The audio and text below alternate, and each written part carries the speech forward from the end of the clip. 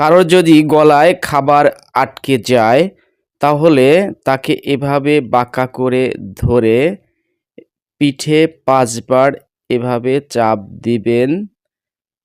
তারপরেও যদি তার ভালো না হয় তাহলে দ্বিতীয় পদ্ধতি আছে। এই ভিডিওর মাধ্যমে দ্বিতীয় পদ্ধতি দেখানো হবে। এভাবে রোগীকে বাঁকা করে দাঁড় করাবেন।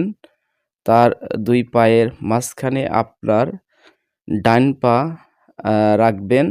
তারপরে হাতের আঙ্গুল যেভাবে দেখাচ্ছি ওইভাবে দেখিয়ে হাতের আঙ্গুলটি পেটে রেখে হালকা চাপ দিবেন। ঠিক হচ্ছে যে ভিডিওতে যেভাবে দেখানো যাচ্ছে খুবই শিক্ষণীয় একটি ভিডিও এবং আমাদের প্রায় প্রত্যেকেরই এরকম ঘটনা